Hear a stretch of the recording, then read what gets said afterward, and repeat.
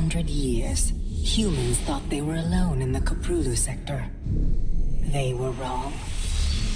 The Zerg emerged, seeking to consume all in their path, and before long, the Protoss, a highly advanced alien race, began wiping out infested worlds, burning Zerg and Terran alike. A three-way war, unlike anything humanity had ever faced, erupted almost overnight. All the while, a human civil war raged. Marshal Jim Raynor vowed to oppose the corrupt dictator Arcturus Minsk for the betrayal of the woman he loved, Sarah Kerrigan. Boys, how about that evac? Damn you, Arcturus. Don't do this. It's done. Helmsman, signal the fleet and take us out of orbit. Now. Kerrigan, a loyal operative, was left to die at the hands of the Zerg. But the Zerg had other plans. They transformed her and unleashed her psionic power upon the Koprulu sector, searching for their real objective, the Protoss homeworld of Ire. The Protoss were unaware of this danger and slow to respond. Their rulers, the Conclave, had dispatched Executor Artanis to hunt for Tassadar, a commander who had refused to wipe out infested Terran worlds. They crossed paths with a Dark Templar mystic, whose kind was considered heretics by the Conclave. Through great effort, Zeratul convinced Tassadar and Artanis that he was not their enemy. Together they rallied more Protoss from both factions against the Zerg. Despite the Conclave's fury, they achieved significant victories against the Swarm. But when Zeratul struck down one of the Overmind's Cerebrits, his own mind was left vulnerable.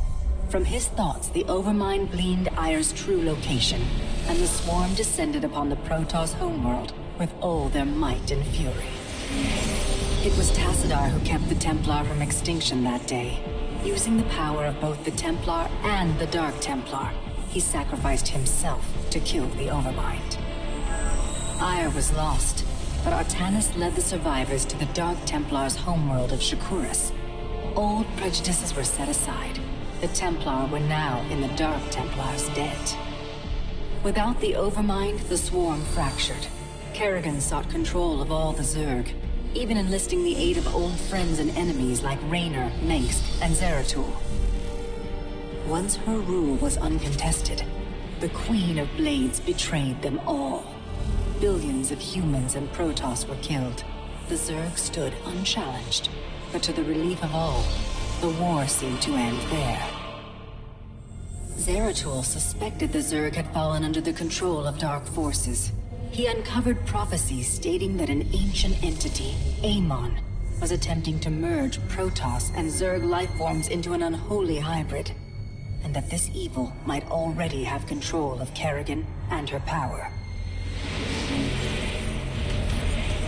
It was during this time that Executor Artanis, hailed as a hero, was made leader of both the Templar and the Dark Templar. As Hierarch, Artanis united both factions and promised to one day reclaim the glory they had lost on Ire. But such unity is only a dream for Jim Raynor. Mengsk still rules, and Raynor's small rebellion has counted for nothing against the Dominion's propaganda machine. Perhaps it is time for a new strategy.